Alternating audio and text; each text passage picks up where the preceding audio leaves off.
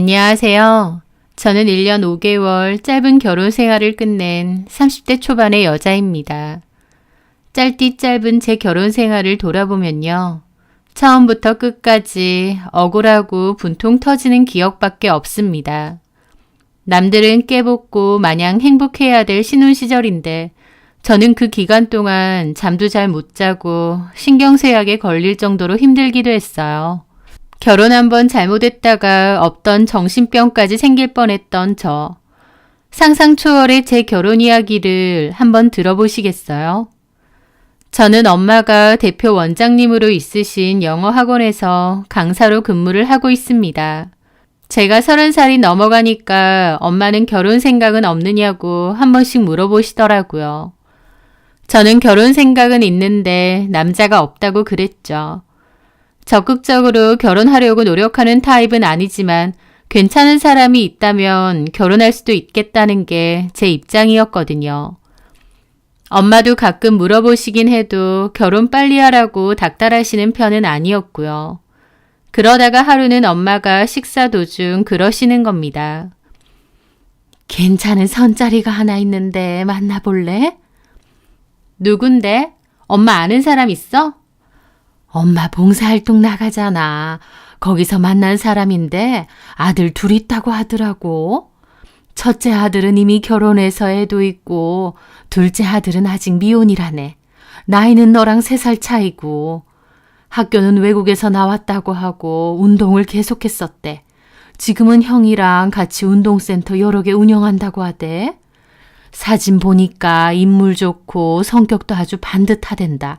건강하고 밝고. 엄마는 봉사활동을 하며 친해진 분이 계시는데 그분의 아들하고 제가 선을 한번 봤으면 하시더라고요. 저도 좀 외롭기도 했고 엄마가 추천을 해주시니 가벼운 마음으로 나가봤죠. 사실 그전에도 2번 정도 엄마의 추천으로 남자 소개를 받아본 적이 있어요. 결과적으로 그 2번 다 잘 안 됐습니다. 선을 나가보면 조건이 맞아도 이성적인 감정이 안 들면 그 이상의 단계로 발전하기는 힘들더군요. 그래서 저도 다소 가벼운 마음으로 엄마가 주선해 주시는 그 선자리를 나가보게 되었습니다. 그냥 가볍게 만나서 대화해보고 아니다 싶으면 끝내면 되니까요. 그렇게 나갔는데 제 생각보다는 꽤 괜찮은 사람이 자리에 나와 있었습니다. 그전에는 기대보다 좀 별로인 사람이 나왔었어요. 외모도 그렇고 성격도 그렇고요. 그런데 이번에는 오히려 기대 이상이었습니다. 운동을 오래 해서 그런지 일단 자세도 바르고 어깨도 넓고 탄탄하더라고요. 약간 그을린 듯한 피부인데도 인상이 밝고 환했습니다.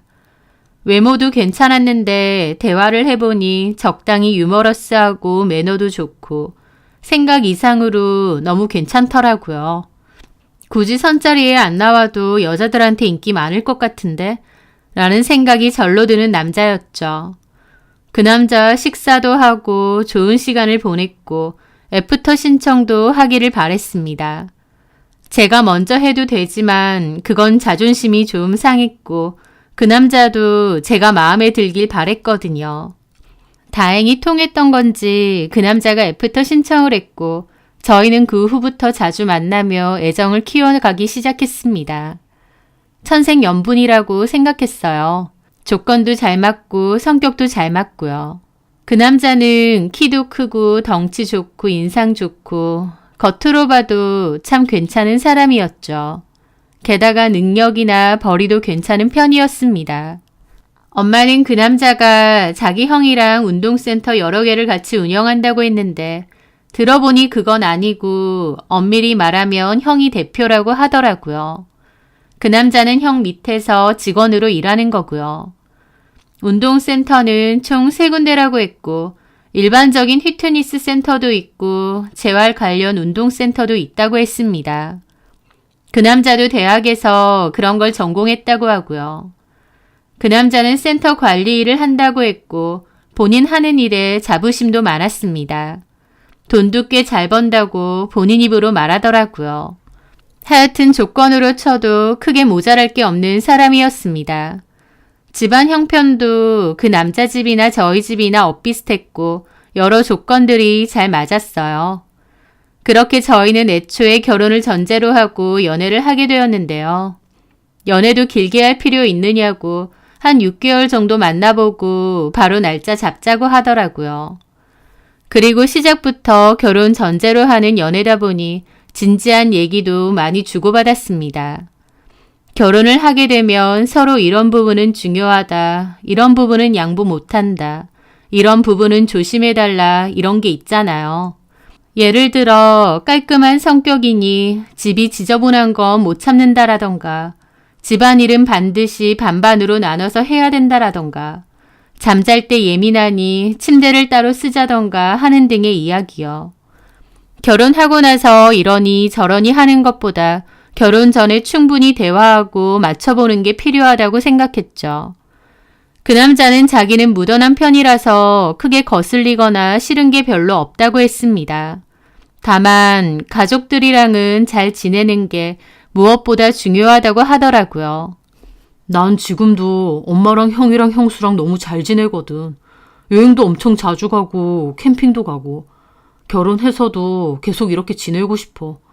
근데 요즘 여자들 중에 시댁이라는 말만 나오면 거부감 느끼고 싫어하는 여자들도 많잖아. 별거 안 했는데도. 나는 그건 좀 아니라고 봐. 가족이 됐으면 서로 같이 잘 지내면 얼마나 좋아. 물론 나도 처갓집에 잘해야 되는 거고. 어쨌든 나는 결혼하고 나서 가족들이랑 잘 지내는 게 중요해. 자기 생각은 어때? 그 말에 저도 좋다고 했습니다. 맞아. 나도 우리 가족들이랑 너무 편하게 잘 지내거든.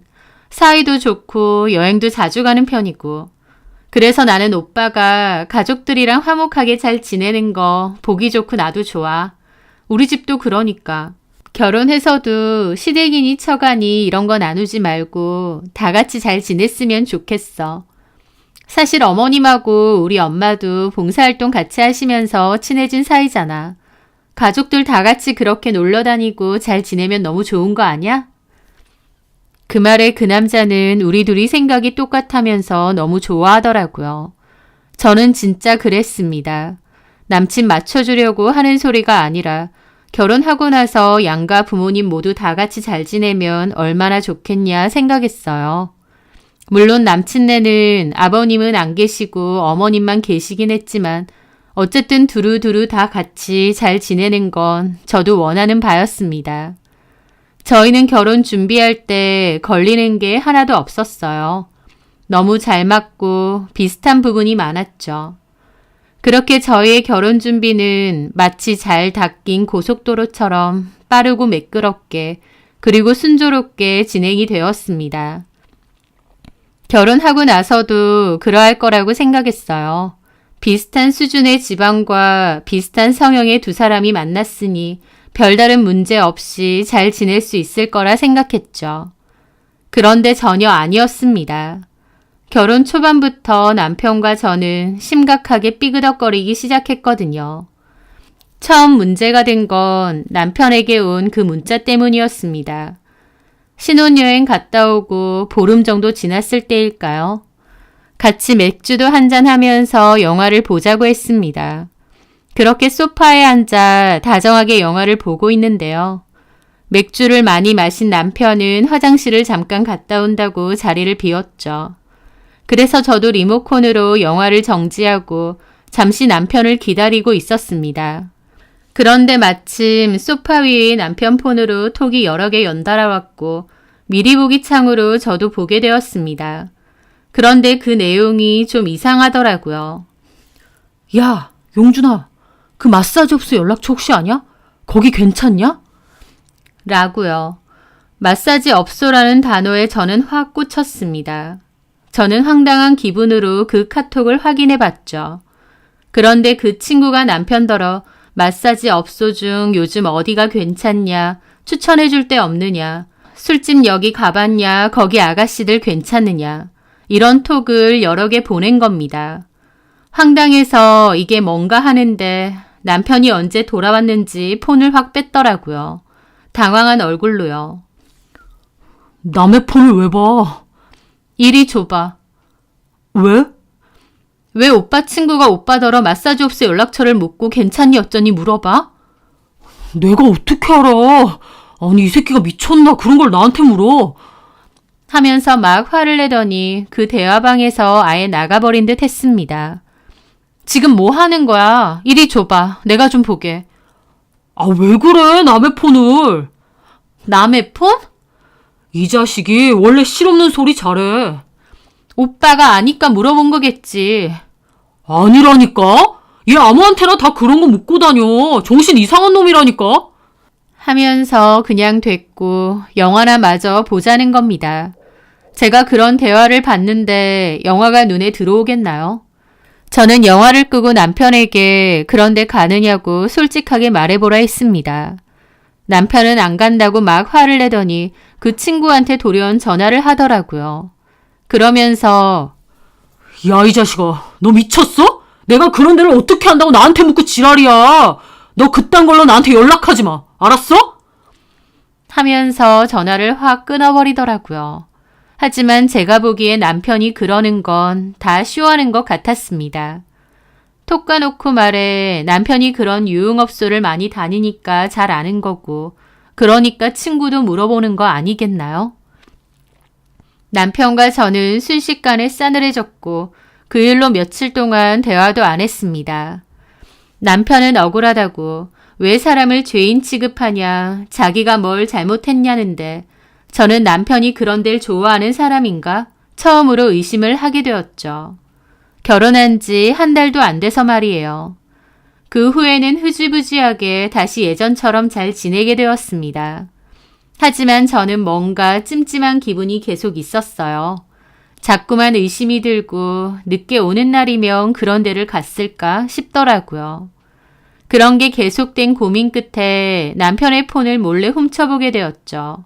남편 폰에는 별다른 게 없었어요. 그래서 저도 내가 너무 예민하게 구는 건가? 오버하는 건가? 싶었죠. 그런데 그 순간 제 눈에 띈 게 SNS 어플이었습니다. 저는 그때까지도 남편이 SNS를 하는지도 몰랐어요. 반년 연애하고 결혼한 그때까지도요. 뭐야 이거? 생각하며 들어가 봤는데 남편이 운동하는 사진 몇 장만 올려놓고 SNS 활동은 열심히는 안 했더라고요. 다만 몇 명의 여자들에게 메시지를 보냈던 겁니다. 그것도 몸매 좋은 사진 올린 여자들에게만요. 안녕하세요. 이렇게 보냈더군요. 어떤 여자는 씹었고 어떤 여자는 누구시냐고 답장이 왔는데 남편은 이렇게 답장을 했더군요. 저도 운동 가르치는 사람인데 너무 건강해 보이고 멋져 보이셔서 메시지 드려봅니다. 라고요. 그 여자가 더 이상 답변이 없어서 그 이상으로 대화가 진전되진 않았지만 남편이 수작을 부린 건 확실했습니다. 저한테는 비밀로 하고 SNS 계정 만들어서 몸매 좋은 여자들한테 메시지나 보낸다니. 그걸 보는 순간 남편이 여자한테 환장한 인간인가 싶은 거예요. 저는 심각한 기분으로 자는 남편을 깨웠고 따졌습니다. 지금 이게 뭐 하는 짓이냐고 따졌는데 남편은 화를 벌컥 내더니 왜 또 남의 핸드폰을 뒤져보냐면서 저더러 의부증 있느냐고 도리어 몰아세우더라고요. 본인이 여자들에게 찝쩍거려 놓고 걸리니까 도리어 저한테 의부증이라고 하는데 기가 막혔죠. 저는 남편에게 여자한테 환장했느냐고 이런 메시지는 왜 보내느냐고 결혼한 거 잊었느냐고 물었습니다. 그랬더니 남편 한다는 말이 운동 가르치는 사람으로서 피지컬 좋은 사람에게 칭찬 메시지 하나 보낸 것뿐이라며 더불어 자기 센터 홍보하고 회원 유치하려고 한 홍보의 일환이었다는 겁니다. 말도 안 되는 변명이죠. 그 여자들이 남편 센터의 회원도 아니고 아예 모르는 남남인데 자기가 뭔데 칭찬을 하고 말고 하나요? 그리고 누가 그런 식으로 홍보하고 회원 유치를 하나요? 하지만 남편은 오히려 뻔뻔하게 나왔습니다. 내가 이 여자들한테 만나자고 했냐, 좋아한다고 고백을 했냐. 그냥 몸 관리 잘하는 사람들 멋져 보여서 메시지한 건데 그걸로 왜 난리냐고 발광을 하더라고요. 그러면 남자들한테는 왜 안 보내고 여자들한테만 보냈는지 황당하더라고요. 그리고 그 메시지가 어딜 봐서 응원의 메시지인가요? 누가 봐도 껄떡거리고 수작하는 거죠. 나를 바보로 하나 싶어서 너무 불쾌한 겁니다. 게다가 도리어 폰을 훔쳐본 저를 의심병 환자로 몰아세우는데 진짜 뒷목 잡고 넘어갈 뻔했죠. 그날 정말 심하게 싸움이 오갔고 그 후 남편과 저는 대화도 일절하지 않았습니다. 심각한 냉전 상태였고 저는 진지하게 이혼까지 고려할 정도였어요. 제가 남편에 대해서 너무 몰랐던 것 같더라고요. 짧은 연애긴 했지만 그 기간 동안 남편이 저렇게 여자를 좋아하고 환장하는 인간인 줄 꿈에도 몰랐습니다. 그렇게 한창 냉전 상태로 지낼 때 빠질 수 없는 시댁 행사가 있어서 시댁에 가게 되었어요. 생각 같아선 안 가고 싶었지만 그래도 일단 참석은 했습니다. 저와 남편이 냉전 상태로 말도 제대로 안 나누고 있으니까 어머님이 막 물어보시더라고요. 제가 그냥 조금 싸웠어요 하고 말았는데 어머님은 저한테 우리 아들같이 괜찮은 남자가 어딨느냐면서 결혼한 지 얼마나 됐다고 싸우고 그러냐면서 저한테만 나무라는 겁니다. 자세히 알지도 못하면서 제 탓만 하시면서 남편 잘 얻은 줄 알라는 말씀까지 하시는데 어이가 없었죠. 그래서 제가 그랬습니다. 네, 어머님. 용준 씨 잘생겼죠. 그래서 인물값 하고 다니잖아요. 그것 때문에 싸운 거고요. 제 직접적인 말에 형님도 놀라고 어머님도 황당한 표정을 지으시더군요. 뭐라고? 뭔 인물값? 결혼한 지 몇 달 되지도 않았는데 초반에는 업소 죽돌이인 거 걸렸고요. 얼마 전에는 다른 여자들한테 수작질하면서 메시지 보내는 것까지 저한테 걸렸습니다. 그 말에 어머님은 우리 아들이 그럴 리 없다는 표정으로 펄쩍 뛰셨죠. 뭐야? 우리 용준이가? 너 그게 무슨 말도 안 되는 소리야. 우리 아들은 그런 짓 안 해. 내가 우리 용준이를 몰라?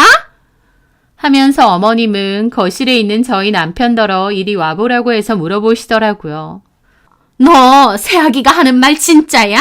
업소 다니는 거 들켰고 다른 여자들한테도 수작질했어? 메시지 그런 거 보냈어? 남편도 막 억울하다는 듯 그랬습니다. 아니에요. 업소는 무슨. 그게 아니라 내 친구가 장난 문자 보낸 거 가지고 저 난리예요. 그리고 다른 여자들한테도 수작질한 게 아니라 우리 센터 영업하려고 메시지 보낸 건데 그거 보고 혼자 망상하면서 발작하는 거라고. 그러는 겁니다. 그 말에 어머님은 그러면 그렇지라는 표정으로 저를 보셨습니다. 이것 봐라. 용준이는 그런 인간 아니다. 너 왜 가만히 있는 남편을 몰아세우고 문제를 일으켜?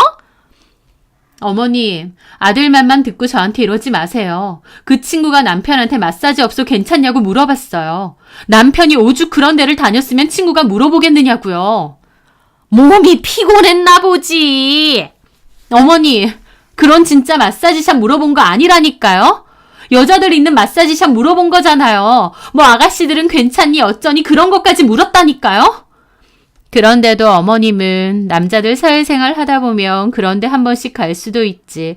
왜 난리냐고 뭐라고 하셨습니다. 제가 뭐라고 하든 무조건 아들 편 드시면서 우리 아들 그런 사람 아닌데 왜 몰아가느냐고 따지시더라고요. 아무리 팔이 안으로 굽는다지만 진짜 정 떨어지는 겁니다. 그전까지 어머님이 상식적인 분이라 생각했는데 아들 일이 되니 무조건적으로 편을 드시더라고요. 그러면서 어머님은 저더러 예, 성아야. 너 혹시 의부증 그런 거 있는 거 아니니? 라고까지 묻는 겁니다. 저도 너무 화가 나서 그냥 가방 들고 그 집을 뛰쳐나왔습니다. 어머님은 제 등 뒤에서 싸가지가 없네. 저런 줄 알았으면 결혼 안 시켰네 어쩌네 그러시는 거예요. 아들이 업소 자주 가는 정황을 들켰고 다른 여자한테 찝쩍거리는 것까지 들켰으면 어머님은 최소한 저한테 미안한 기색이라도 보이셔야 되는 거 아닌가요? 그런데 아들 역성 들면서 저한테 의부증 아니냐고 하는데 너무 기분이 나쁘더라고요. 저는 그날 일로 진짜 심각하게 이혼을 고민했습니다. 남편하고는 아예 각방 쓰고 지냈죠. 남편은 끊임없이 저에게 네가 예민한 거다. 아무것도 아닌데 네가 문제를 만드는 거다 하더라고요. 남편에게 너무 실망스럽고 결혼을 잘못한 건가 싶던 도중 학원으로 형님이 찾아오셨어요. 형님, 여긴 어쩐 일로? 혹시 어머님이 보내셔서 오신 거예요? 이 근처에 볼 일도 있었고 또 동서 만나서 얘기도 좀 하고 그러려고. 시간 되지? 네, 동서 많이 속상했지. 어머님 말씀 내가 옆에서 들어도 너무 속상하더라고. 동서 입장에선 서방님이 의심스러울 수밖에 없는 상황인데 어머님도 너무 동서만 몰아세우시더라고. 하면서 제 편을 들어주시더라고요. 그 집에 제 편이 없다고 생각했는데 그래도 같은 며느리이자 아내 입장이라고 제 편을 들어주시는 것을 보고 마음이 좀 찡했죠. 그래서 형님에게 막 털어놓았습니다. 솔직히 같이 사는 와이프가 모르겠나요? 남편이 없어도 자주 가는 것 같고 그렇게 외간 여자들한테 수작 거는 거 보면 밖에서 아예 따로 만나는 여자가 있을지도 모르겠어요. 결혼 전에는 건실하고 착실한 사람인 줄 알았는데 막상 보니까 여자의 환장한 사람 같아요. 저는 해혼 유치 어쩌고 하는데 솔직히 해혼 유치를 누가 그렇게 하나요? 그냥 몸매 좋은 여자한테 껄떡거린 거고 수작질한 거잖아요. 그래. 동서 기분 나쁜 거 너무 이해해. 아주버님은 이런 짓 안 하시죠? 나도 결혼한 지 10년 정도 됐잖아. 결혼해서 살다 보면 남자든 여자든 상대방이 의심스러울 때가 무조건 오는 것 같아. 나라고 왜 없었겠어. 근데 내가 결혼을 먼저 한 선배 입장에서 충고하자면 정확한 증거 없으면 함부로 따지거나 난리치면 안 돼. 오히려 내가 역으로 당한다니까. 그 말에 저는 고개를 끄덕였습니다. 형님 말이 맞더라고요. 남편이 딴짓을 한 게 보이긴 하는데 명확한 증거를 확보 못했더니 저만 의부증 환자로 몰리는 거잖아요. 맞아요, 형님 말씀. 그리고 팔은 안으로 굽는다고 어머님한테는 그런 티 내지 마. 어머님이 막말로 동서 편들어? 서방님 편들지. 차라리 속상한 거 있음 나한테 말해. 고마워요, 형님. 그렇게 말씀해 주셔서. 저 그 집에 제 편은 하나도 없다고 생각했거든요. 나도 동서랑 똑같은 최신의 며느리잖아. 원래 이런 건 동서들끼리 의논하고 그러는 거야. 고맙습니다. 저는 형님이 저를 위해 그런 충고를 해주시는 게 너무 감사했어요. 어머님이 저한테 가보라고 해서 왔다 치더라도 형님이 해주시는 말씀은 저를 위한 진심 어린 충고 같았거든요. 그리고 그 후 남편이 저한테 진지하게 얘기를 하자고 했어요. 남편은 자기가 했던 행동들이 충분히 오해받을 만 했다는 거 알겠고 미안하다면서 앞으로는 조심하겠답니다. 하지만 진짜 다른 의도는 아니었다고 맹세하더라고요. 저 말고 다른 여자는 없고 다른 여자 만난 적도 없다면서요. 그게 일반인이든 업소 여자이든 말이죠.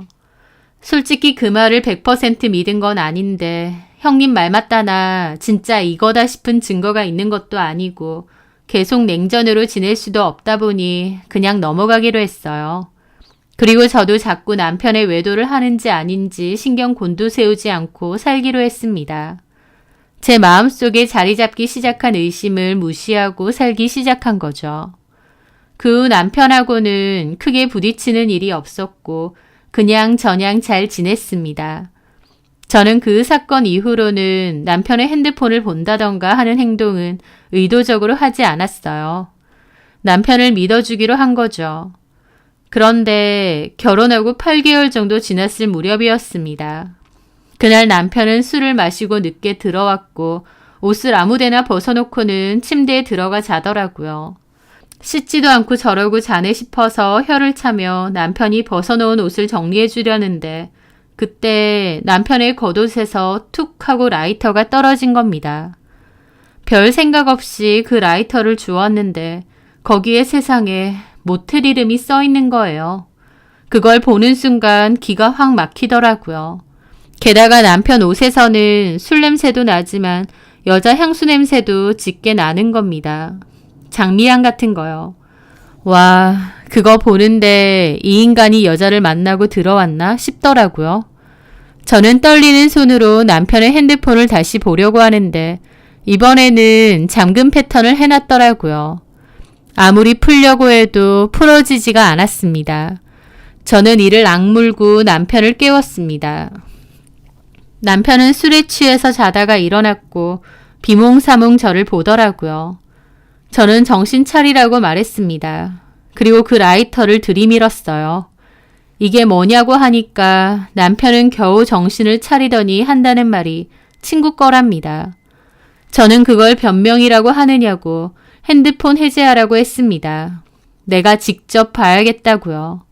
남편은 왜 또 남의 핸드폰을 보느냐고 진짜 정신병 있냐고 막 따지더라고요. 저는 모텔 라이터 떡하니 들고 오고 옷에서는 향수 냄새 풍기는데 나한테 정신병 운운하느냐며 당당하면 핸드폰 잠금 해제하라고 했어요. 그랬더니 남편이 어떻게 한 줄 아세요? 자기 핸드폰을 뺐더니 저를 노려보고는 그 길로 베란다 문을 확 여는 겁니다. 그리고는 베란다 창문 밑으로 핸드폰을 집어 던지는 거예요. 폰은 밑에서 퍽 하는 소리와 함께 산산조각이 난 듯했죠. 저는 미쳤느냐고 소리를 질렀습니다. 그걸 누가 막기라도 하면 어쩌려고 저런 미친 짓을 하나요? 게다가 핸드폰 안에 뭐가 있길래 창문까지 열어서 그걸 집어던지나요? 그런데도 남편은 네가 사람 열받게 해서 내가 이런 짓까지 하는 거라면서 사람 피말리지 말라고 바람 안 핀다고 했으면 안 피는 거지 왜 사람을 못 믿냐고 생 난리를 쳤습니다. 그러더니 방으로 들어가서 문을 쾅 닫고 자더라고요. 남편의 폭력적이고도 미친 행동에 맥이 탁 풀려서 주저앉았습니다. 더불어 남편에게 여자가 있구나 오히려 확신이 들기도 했어요. 남편이 저 몰래 딴짓을 하는 것 같은데 이걸 뭘 어떻게 해야 될지 모르겠더라고요. 그리고 얼마 후 정기적인 시댁 가족 모임이 있어서 저도 참석했습니다. 식사를 하는데 형님이 테이블 위에 남편 폰을 보더라고요. 서방님, 폰 바꾸셨어요? 바꾼 지 얼마 안 된 새 폰이었잖아요. 혹시 잃어버리셨어요? 그 말에 남편은 저를 노려보더라고요. 성화가 자꾸 핸드폰 보자고 하고 그래서 술김에 열받아서 집어 던졌어요. 네? 남편은 그 말을 시댁 식구들 앞에서 해버리더라고요. 지네 가족들이다 이거죠. 당연히 어머님은 난리가 났습니다. 세상에! 성아야, 너 왜 자꾸 그래? 왜 자꾸 우리 용준이 의심하고 핸드폰 검사하려고 그러니? 너 그거 정상 아니야! 어머님, 저 사람 옷에서 모텔 라이터가 나왔어요. 친구 거라니까. 그게 말이 돼? 와, 이런 식이야. 사람 미치게 한다니까? 나야말로. 그 말에 어머님은 테이블을 손바닥으로 쾅 치셨습니다. 성아야, 너 병원이라도 가봐라. 네? 너 무슨 문제 있는 거 아니니? 멀쩡히 사회생활하고 바쁜 남편을 왜 자꾸 들들 볶아? 다른 게 아니고 바로 그런 게 의부증이야. 어머님 왜 자꾸 저더러 의부증이라고 하세요? 남편 옷에서 모텔 라이터가 나왔다는데. 친구 거라잖아! 어머니! 저도 격앙이 됐는데 형님이 급하게 수습을 하려 하더라고요. 어머님 그만하세요. 동서도 그만해. 야, 최용주, 너도 재수씨 걱정할 만한 행동 하지 마, 임마. 그거 네가 잘못한 거야. 아, 진짜 미치겠네. 그렇게 집안 분위기는 엉망이 되었고 어머님은 집안에 사람 하나 잘못 들어오더니 우리 집 분위기가 왜 이렇게 됐느냐고 하시더라고요. 그 속에서 저만 눈물 나고 팔짝 뛸 것 같았죠. 저는 그 후로 남편이 딴짓한다는 증거를 찾아내려고 했습니다. 하지만 어떻게 해야 되나 싶었는데 형님이 그렇게 의심스러우면 차에다가 녹음기를 살짝 놔둬보래요. 그래서 남편 차 조수석 밑에 녹음기를 살짝 붙여놨는데 남편이 바로 그걸 알아채고 녹음기를 개박살내서 저한테 집어 던졌어요. 그러면서 자기도 못 참겠다며 제 유책으로 이혼할 거랍니다. 제가 의부증과 의심병이 너무 심해서 같이 못 살겠대요. 남편도 어머님도 다 저한테 병 있는 거 아니냐 몰아세우니 나중에는 저도 제가 이상한 것처럼 느껴지더라고요. 사실 남편은 정말 외도를 저지른 적이 없는데 나만 이러는 걸까? 내가 무슨 망상증에라도 걸린 걸까? 미치겠는 겁니다. 게다가 어머님도 그 사실을 알았는지 저희 학원에 찾아오셨습니다. 그리고 하다 남편 차에다가 몰래 녹음기까지 넣어두냐고 너는 제정신이 아니라면서 이혼 서류 놔두시더라고요. 어머님이 따질 때 저희 엄마도 옆에 계셨거든요. 엄마도 한숨만 내쉬었죠. 내가 너를 위해서 말하는데 너 제정신 아니야. 결혼 전만 해도 똑 부러지고 참하고 너무 괜찮은 교수감이다 싶어서 우리 아들이랑 결혼했으면 했는데 이제 와서 보니 제정신이 아니야. 사돈, 말씀이 너무 지나치시네요. 저희 딸이 충분히 오해할 만한 상황이 있었고 사돈이야말로 편들 걸 드세요. 제정신 아닌 딸내미를 어디다가 결혼까지 시켜요? 우리 아들만 피보게. 네? 어머니, 말씀이 지나치시네요. 어머님 아들이 오해받을지 충분히 했고 저는 솔직히 지금도 저 몰래 딴짓하는 것 같습니다. 이것 봐! 이런 식이야! 사돈, 보셨죠? 사돈 내 딸이 하는 소리요. 너 증거 있니? 내 아들이 바람 폈다는 증거 있어? 갖고 와봐! 그때 그 여자들한테 찝쩍거린 것도 제가 경황이 없어서 미처 못 잡았고 뭘 찝쩍거려! 용준이가 그러잖아. 센터 홍보 차원에서 그랬다고. 어머니, 솔직히 그게 말이 돼요? 너 진짜 말이 안 통한다. 그렇게 내 아들 의심스러우면 이혼하라고. 뭐가 문제야? 이혼할 땐 하더라도 어머님 아들한테 분명히 문제가 있다는 거 밝히겠습니다. 아이고, 질린다 질려. 내가 완전히 속았어. 이보세요, 사돈. 딸이 정신병이 있으면 정신병원에나 먼저 보내지 왜 엄한 남의 아들하고 결혼시켜서 이렇게 피를 보게 만듭니까?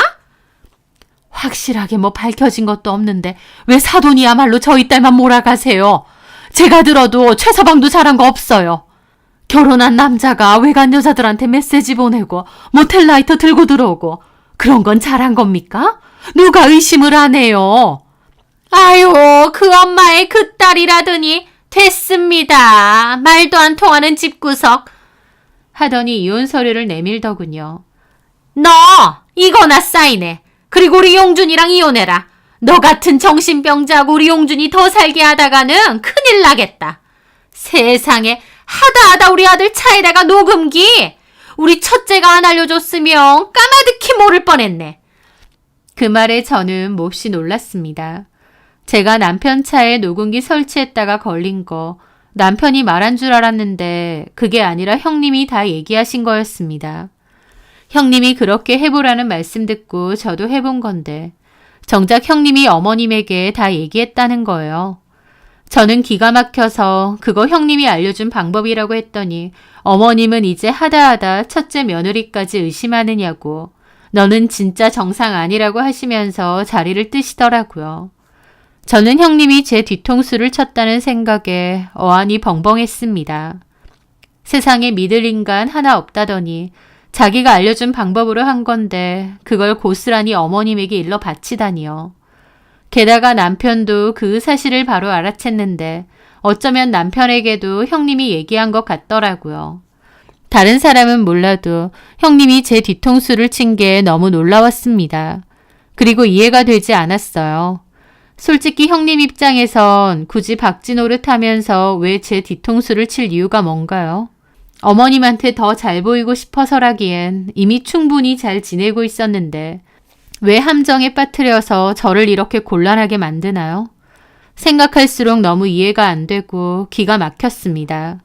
그리고 어머님이 그렇게 다녀간 후로 저희 엄마도 너무 속상해 하시면서 자꾸 최서방이 의심스럽고 힘들면 차라리 갈라서라고 하셨어요. 저는 남편이 분명 저를 속이고 있다는 확신이 드는데 물증이 없으니 억울하고 한장할 지경이었습니다. 그러던 도중 친한 친구를 만나 하소연을 했어요. 남편이 뭔가 딴짓을 하는 것 같은데 물증이 없다고요. 그런데 친구가 제 얘기를 한참 듣더니 저한테 스파이 앱에 대해서 알려주더라고요. 친구가 전에 사연 라디오를 듣다가 알게 된 건데 스파이 앱을 사서 남편 폰에 깔면 그 폰 사용 내역에 대한 정보가 다 저한테 넘어온다는 겁니다. 세상에 그런 게 다 있구나 놀랍더라고요. 그 친구도 그냥 들은 거라 그런 앱을 어디서 구매하는지 정확히는 모른다고 했습니다. 그러면서 이혼 관련 카페 같은 데서 정보를 찾아보라고 했죠. 저는 곧바로 그런 카페 여러 곳을 가입했습니다. 그리고 제 상황과 증거 수집 어플에 대한 정보를 물어봤는데 고맙게도 몇몇 분이 정보를 쪽지로 보내주셨어요. 자기도 남편이 바람을 펴서 힘들게 증거 수집하고 있는데 도움이 되길 바란다면서요. 그래서 저도 알아봤는데 금액이 엄청 비싸더군요. 하지만 금액이 얼마가 됐든 그게 중요한 게 아니었습니다. 그래서 저는 그 어플을 구매했고 남편 폰을 깔기로 했어요. 문제는 남편 폰이 잠금이 되어 있다는 건데 비밀번호가 아니라 지문 잠금을 했더라고요. 예전의 폰은 베란다 밖으로 던져 박살을 냈고 새 폰을 샀는데 새 폰은 저번과 달리 지문 잠금을 해놨더라고요. 저는 떨리는 기분으로 남편이 잠에 들었을 때 조심조심 핸드폰에 남편의 손가락을 댔습니다. 남편이 금방이라도 일어날까봐 식은땀이 막 흐르더라고요. 하지만 다행히 남편은 골아 떨어졌는지 무사히 잠금 해제가 되었습니다. 저는 일단 남편 폰을 대략적으로 뒤져봤는데 딱히 뭐 나오는 건 없었어요. 남편은 수시로 지우는 것 같았죠. 저는 그 스파이 어플의 매뉴얼대로 그 어플을 남편 폰에 깔았고 테스트도 해봤습니다. 그 후 아무 일도 없던 것처럼 폰을 원래 자리에 갖다 놓았죠. 이게 잘 될까 했는데 정말 남편 폰 사용 내역이 저한테 오기 시작하더라고요. 그리고요, 저는 그 어플을 깔고 단 이틀 만에 남편이 바람을 핀다는 것을 알게 되었습니다. 단 이틀 만에요. 게다가 그런 유흥업소도 단골로 자주 다니는 것도 알게 되었습니다. 마담들하고 개인 톡도 할 정도더라고요. 그 사실을 알게 되자 화가 나는 것 이전에 눈물이 막 흐르더라고요. 그래, 내가 정신병이고 의부증이 아니었구나. 나만의 망상이 아니었구나 하고요. 남편 놈은 진짜 내내 딴짓을 하고 있었던 거고 바람까지 피고 있었던 게 맞구나 라는 생각이 들었거든요. 남편은 저를 의부증으로 몰아가면서 억울에 펄쩍 뛰었으면서 뒤에선 없어도 열심히 다니고 불륜까지 즐겼더라고요. 이따위로 살 거면서 결혼은 왜 했는지 이해가 안 됐습니다. 건실하고 착실한 청년이 아니라 완전 유흥과 여자의 눈이 돌아버린 그런 인간이었던 거예요. 그런데요, 더 충격적인 건 따로 있었습니다. 남편이 외도를 즐기는 그 상대를 알게 된 순간 저는 충격으로 다리에 힘이 풀렸거든요. 와, 이건 진짜 미친 짓이다. 이 인간은 진짜 제대로 미친 인간이구나 알겠더군요. 그렇게 제가 그 어플을 깔게 된 지 2주 뒤 저는 시어머니에게 연락을 했습니다. 어머님하고 저하고도 사이가 몹시 안 좋았기 때문에 어머님은 퉁명스럽게 전화를 받으시더라고요. 왜 전화했니? 너 이혼 서류에 도장 안 찍고 버틴다면서? 어머님, 저 이혼하겠습니다. 이제 결심했어? 그래서 전화한 거야? 그런데요, 그 전에 어머님한테 보여드릴 게 있어요. 뭘 보여줘? 저 어머님 집 앞이거든요. 잠시만 나와주세요. 싫다. 너 나한테 해코지라도 하려는 거 아니야? 네? 저를 뭘로 보세요? 제가 왜 해코지를 해요, 어머님을? 어머님 보는 앞에서 이혼서류 도장 찍을 겁니다. 근데 그 전에 어머님 아들이 진짜 바람 피웠다는 증거, 그 증거를 눈앞에서 보여드리려 해요. 뭐라고? 얘가 진짜... 증거 가지고 오라고 하셨죠? 네, 증거 가지고 왔습니다. 그러니까 내려오세요. 어머님은 씩씩거리더니 오냐 내려가겠다 어디 기다려라 하시더라고요. 그리고 어머님은 주차장에서 기다리는 제 차에 올라타셨죠. 어디 보자. 증거 어딨어? 벨트 매세요. 지금 현장 잡으러 가니까. 현장? 네. 어머님 아들이 여자랑 뒹굴고 있는 그 현장이요. 어머님이 직접 그 두 눈으로 보세요. 증거. 어머님은 그 말에 눈이 동그래지더라고요. 아니, 네가 그런 걸 어떻게 알아? 너 우리 용준이한테 사람 붙였니? 하다 그런 짓까지 해?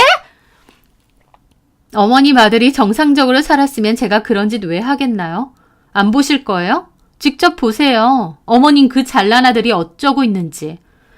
그 말에 어머님은 저를 노려보며 일단 안전벨트를 차셨어요. 오냐, 출발해봐라. 근데 너 만약 갔는데 아무것도 아니면 나 절대 가만 안 있는다. 너랑 니네 엄마가 하는 그 학원 가서 아주 뒤집어 엎을 줄 알아. 어디서 남의 아들을. 네, 그렇게 하시던가요. 그런데요, 어머님. 만약 어머님 아들이 진짜 바람피는 거 두 눈으로 보시면 어떻게 하실래요? 그 말에 어머님은 아무 말도 안 하시더라고요. 얘기해 보세요. 반대로 제가 남편 운동센터 가서 뒤집어 엎어도 되죠? 그 말에 어머님은 아무 대답도 안 하시더라고요. 저는 내로남불인 어머님의 반응에 코웃음 치며 출발했습니다. 가는 동안 그 공기가 정말 차갑고 싸늘했어요. 어머님은 가는 내내 허참, 기가 막힌다. 그 소리만 연발하셨죠. 저는 그렇게 한 모텔 지하주차장에 도착했습니다. 그리고 타고 올라가 곧장 남편이 있는 호실로 갔죠. 엘리베이터에서 어머님이 그러시더군요. 근데 너 뭐 알고 가는 거야? 네, 당연하죠. 그 여자가 남편더러 그러대요. 304호에서 기다리고 있으니 얼른 오라고요. 둘이서 이 모텔 아주 단골인 것 같던데요. 제가 뭔가를 알고 말하니 어머님도 표정이 심각해지더라고요. 그러면 진짜로 용준이가 바람을 핀다고? 제가 몇 번 말해요? 아니 그렇다 쳐도 너 이런 거 어떻게 알았니? 너 이런 거 아는 것도 불법이다. 내 아들 절대 바람 안 핀다고 하실 땐 언제고 이제 와서 진짜 바람 피는 거 맞는 것 같으니까 불법이란 소리 하세요? 어머님 태세 전환 빠르시네요. 뭐야? 됐고요. 불법이나 마나 직접 두 눈으로 어디 보세요. 어머님 아들 바람 피는 건 확실하고요. 진짜 놀랄만한 건 따로 있으니까요. 그게 뭔데? 직접 보시라고요. 저는 그렇게 호실 앞에 섰습니다. 그리고 초인종을 눌렀어요. 안에서 남편 목소리로 누구세요? 그러더군요. 나야, 문 열어. 다 알고 왔으니까. 제 말에 쥐죽은 듯 조용해지는 겁니다. 남편 놈은 제가 여길 올 거라고는 상상도 못했겠죠. 얼마나 놀랐겠나요. 안에서 경악하고 있겠죠. 저는 차분히 다시 초인종 눌렀습니다. 그 안에서 살 거야? 대실 시간도 얼추 다 돼가는 것 같은데. 모텔 주인 오기 전에 나오지. 나는 너 나올 때까지 몇 시간이고 기다릴 건데. 뭐? 창문 밖으로 도망이라도 갈 거야? 여기 보니까 밖에 아무것도 없던데. 그냥 뛰어내리게. 도망칠 데 없어. 그러니까 좋은 말 할 때 나와. 제 말에 안은 쥐죽은 듯 조용했죠. 어머님은 심각한 표정으로 저를 힐끗대더라고요. 저는 또 초인종을 눌렀습니다. 그리고 또 눌렀죠. 누르고 또 눌렀습니다. 나올 때까지 누를 생각이었죠. 그러고 있으니 어머님이 그러더군요. 얘, 안에 있는 사람 용준이 아닌 거 아니야? 우리 용준이 목소리 아닌데? 아니긴요. 딱 봐도 어머님 둘째 아들 목소리인데요. 야, 최용준, 나와. 너네 엄마도 같이 왔어. 그러면서 저는 계속 초인종을 눌렀고 옆방에서도 슬금슬금 문을 열고 쳐다보더라고요. 저는 꼿꼿이 서서 계속 초인종을 눌렀습니다. 어디 해보자. 나올 때까지 있을 거니까. 여기서 한 발자국도 안 뗄 거야. 언제까지 그러고 있을 수 있나 보자. 너네 엄마도 같이 기다리고 있어. 그렇게 저는 버텼고 한 10분 정도 흘렀을 때였습니다. 저는 집요하게 초인종을 눌렀고 결국 남편 놈은 포기했는지 알겠다고 문 열 테니 초인종 그만 누르라고 하더니 문이 열리더군요. 남편은 제 눈도 못 쳐다보고 문을 열었습니다. 용준아! 저는 그런 남편을 확 밀치면서 안으로 들어갔죠. 그리고 상간녀를 찾기 시작했습니다. 어디 숨었는지 안 보이는데 방도 없는 모텔 방 안에서 숨을 데가 어디 있겠나요? 화장실에 있는 게 뻔했죠. 심지어 모텔 화장실 문은 닫히지도 않는 반투명 유리문이더군요. 저는 화장실로 가서 문을 열었습니다. 거기에는 상간녀가 깜짝 놀라 누나를 굴리며 저를 쳐다봤죠. 저는 그 여자를 쳐다보며 어머님을 외쳤습니다. 어머님, 직접 와서 보세요. 어머님 둘째 아들이랑 놀아난 여자가 어떤 여자인지. 잠시 후 어머님이 들어왔고 화장실에 숨은 상간녀를 보고는 순식간에 얼이 빠진 얼굴이 되더군요. 충격으로 한 1분 정도는 침묵이 흐르다가 어머님이 말했죠. 큰애야, 네가 여길 왜? 네, 남편의 상간녀는 다름 아닌 형님이었습니다. 남편과 형님은 내연관계였던 거예요. 저도 남편의 폰에 스파이 앱을 설치하고 나서 그 두 사람이 나눈 대화를 보게 알게 된 사실이었습니다. 믿을 수가 없었어요. 말이 안 되니까요. 하지만 그들은 분명한 내연관계였고 더 기막힌 건 그 내연관계가 굉장히 오래되었다는 거였습니다. 심지어 저랑 연애하기 전부터요. 가족끼리 돈독하게 잘 지낸다는데 그 년놈들은 가족들 눈을 피해 미래를 즐겼더라고요. 형님은, 아니 그 형님이라고 부르고 싶지도 않은 그녀는 제 앞에서는 저 위해 주는 척, 어머님에겐 착하고 현명한 맏며느리인 척, 착하고 어질고 현명한 아내인 척 해놓고 뒤에서는 시동생하고 놀아나는 제정신이 아닌 여자였던 거예요. 게다가 형 밑에서 일하면서 다른 사람도 아니고 형수랑 놀아나는 제 남편은 또 어떻고요. 어머님은 화장실에 초라하게 숨어있는 형님을 보고 믿기지가 않는지 이 상황이 뭐가 뭔지 짐작을 못하시는 듯 했습니다.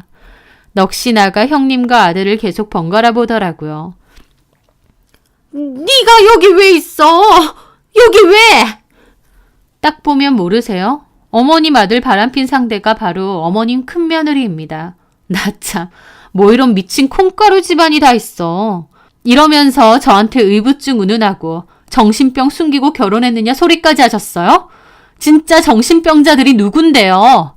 어머님 아들과 어머님 며느리야말로 욕정에 환장한 진짜 정신병자들이잖아요. 저도 악에 받쳐서 소리를 질렀죠. 그동안 얼마나 맺히고 억울했던지 모릅니다. 어머님은 제 얘기를 듣고 형님을 빤히 쳐다봤습니다. 형님은 눈도 못 마주치고 쩔쩔매면서 도망갈 각을 재고 있더라고요.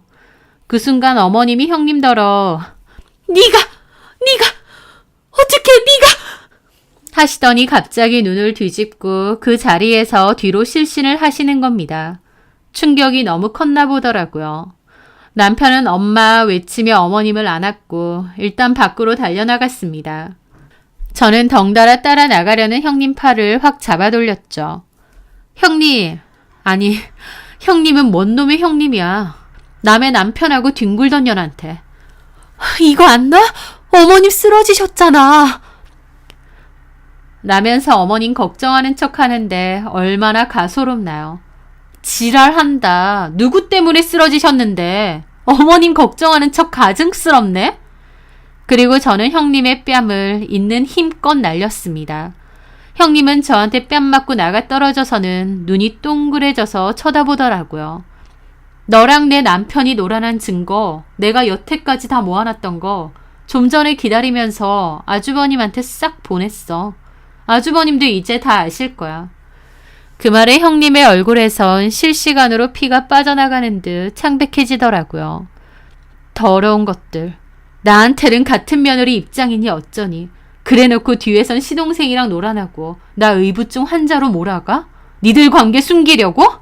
나 참. 너 소시오패스 뭐 그런 거 아니야?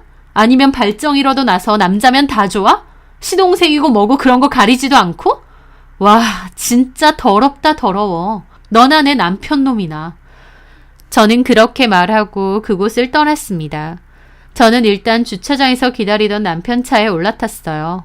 남편은 그 와중에 형님이 안 나오니까 저한테 물을까 말까 눈치를 보더라고요. 그래서 제가 그랬죠. 네 내연녀 기다리니? 지 알아서 오겠지. 얼른 출발이나 해. 너네 엄마 기절한 거 안 보여? 제 말에 남편은 저를 노려보더니 일단 응급실로 출발했습니다. 그 와중에 모든 진실을 알게 된 아주버님이 남편에게 전화하고 난리가 났죠.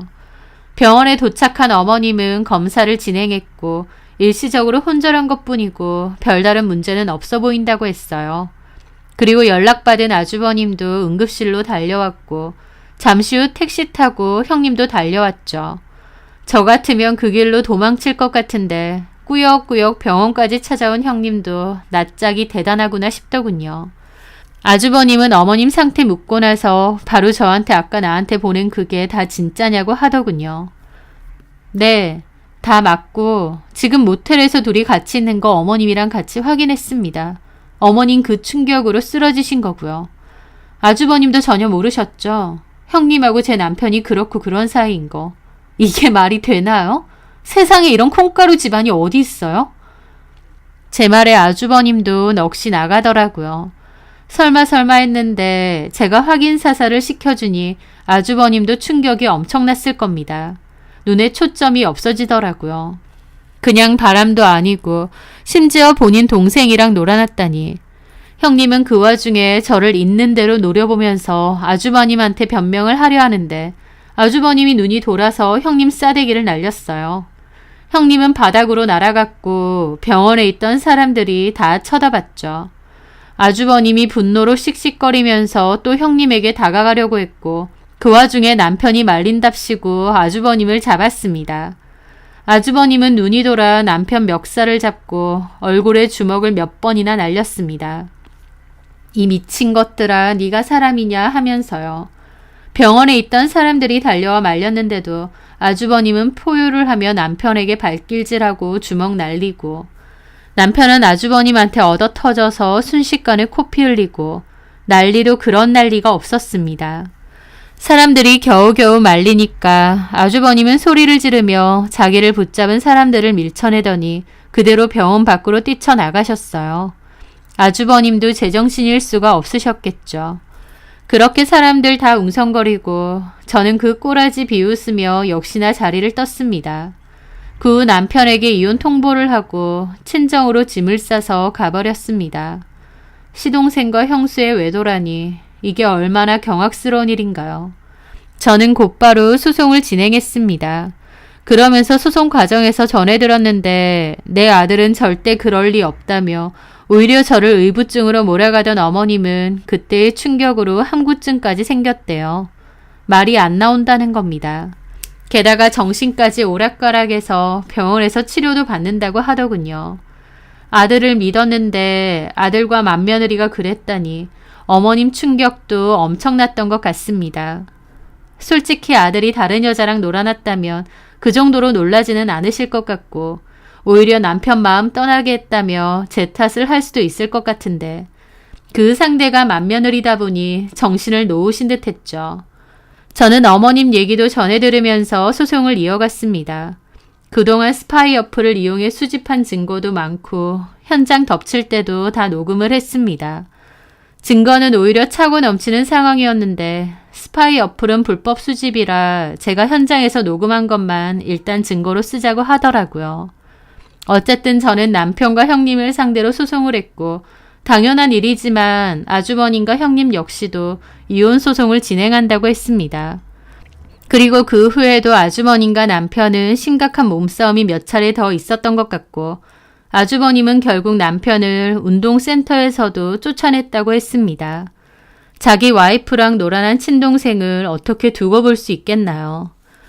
저는 신혼 초부터 이어져온 남편의 상습적인 외도와 문란한 생활, 심지어 형수와의 외도를 저지르는 파렴치한과 도저히 같이 살 수 없다고 했고 크게 어렵지 않게 제 승소로 끝이 났습니다. 애초에 남편과 형님도 할 말이 없어서 소송 답변서에는 무응답으로 일관했었고요. 무사히 위자료 받고 제 승소로 이혼을 했지만 그 상처가 생각보다 컸습니다. 이런 미친 짓을 겪는 사람이 어디 있겠나요? 아, 한 사람 있죠. 바로 아주버님이요. 전시모도 그렇지만 아주버님도 그 일로 정신적 충격이 상당한 듯 했습니다. 동생하고는 당연히 인연 끊었다고 하는 것 같고 그 집은 풍비박산이 났어요. 아무리 자식 겉을 났지 속을 났냐고는 하지만 어머님이 왜 그렇게 자기 아들을 맹목적으로 믿었을까요? 남편이 그 정도로 여자들에게 찝쩍거리고 다니는 걸 보면 결혼 전에도 충분히 그랬을 것 같은데 그저 자기 아들이라서 좋게만 생각했을까요? 저한테 의부증 의심되니 병원 가보라고 했던 어머님. 결국 그 병원은 어머님이 다니게 되셨네요. 믿고 믿었던 둘째 아들 때문에요. 저는 그 미친 집안하고 깨끗이 연을 끊었습니다. 살면서 더 이상 엮이고 싶지도 않고 마주치고 싶지도 않네요. 억울하고 분통 터지는 기억밖에 없는 것 같았던 기막힌 결혼 생활. 그나마 다 터트리고 끝을 내서 다행이라면 다행일까요?